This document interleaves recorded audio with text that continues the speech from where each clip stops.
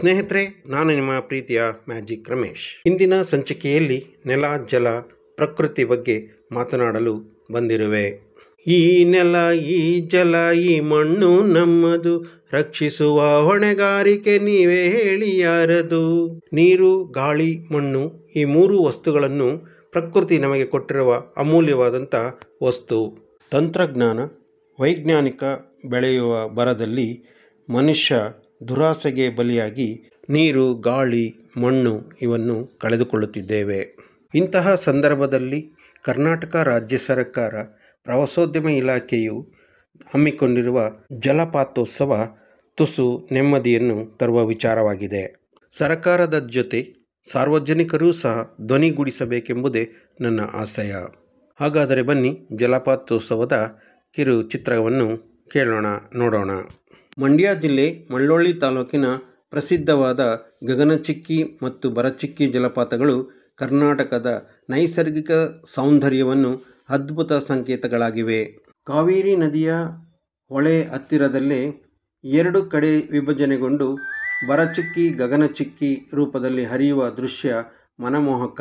ಮಳೆಗಾಲದಲ್ಲಿ ನೀರಿನ ಹೊಳೆ ಹೆಚ್ಚಾದಾಗ ಜಲಪಾತದ ಸದ್ದು ಮೈ ಜುಮ್ಮೆನಿಸುತ್ತದೆ. ಈ ಸಂದರ್ಭದಲ್ಲಿ ನಡೆಯುವ ಜಲಪಾತೋತ್ಸವ ಪ್ರವಾಸಿಗರಿಗೆ ಕೇವಲ ದೃಶ್ಯ ಮಾತ್ರವಲ್ಲದೆ ಸಾಂಸ್ಕೃತಿಕ ಕಾರ್ಯಕ್ರಮಗಳು, ಜನಪದ ಕಲಾ ಪ್ರದರ್ಶನಗಳು ಹಾಗೂ ಸ್ಥಳೀಯ ಆಹಾರ ಮೇಳಗಳ ಮೂಲಕ ಆನಂದವನ್ನು ಹೆಚ್ಚಿಸುತ್ತದೆ. ಪ್ರತಿ ವರ್ಷವೂ ಪ್ರವಾಸಿಗರು ಸಾವಿರಾರು ಸಂಖ್ಯೆಯಲ್ಲಿ ಆಗಮಿಸಿ ಈ ಜಲಪಾತೋತ್ಸವವನ್ನು ಸಂಭ್ರಮಿಸುತ್ತಾರೆ. ಬೆಳಕು ಮತ್ತು ಸಂಗೀತದ ಸಮನ್ವಯದಲ್ಲಿ ಜಲಪಾತದ ಸೌಂದರ್ಯ ಮತ್ತಷ್ಟು ಮನಮುಟ್ಟುವಂತೆ ಮಾಡುತ್ತದೆ. ಕರ್ನಾಟಕ ರಾಜ್ಯ ಪ್ರವಾಸೋದ್ಯಮ ಇಲಾಖೆಯು ಆಯೋಜಿಸುವ ಈ ಉತ್ಸವವು ನಮ್ಮ ನೈಸರ್ಗಿಕ ಸಂಪತ್ತಿನ ಸಂರಕ್ಷಣೆ, ಸ್ಥಳೀಯ ಸಾಂಸ್ಕೃತಿಕ ಮತ್ತು ಹಬ್ಬದ ಸಂಭ್ರಮವನ್ನು ಒಟ್ಟಿಗೆ ಅನುಭವಿಸಲು ಅವಕಾಶ ನೀಡುತ್ತದೆ. ಗಗನಚುಕ್ಕಿ, ಭರಚುಕ್ಕಿ ಜಲಪಾತೋತ್ಸವ ಕರ್ನಾಟಕ ಪ್ರವಾಸೋದ್ಯಮದ ಪ್ರಮುಖ ಆಕರ್ಷಣೆಯಾಗಿ ಉಳಿದುಕೊಂಡಿದೆ.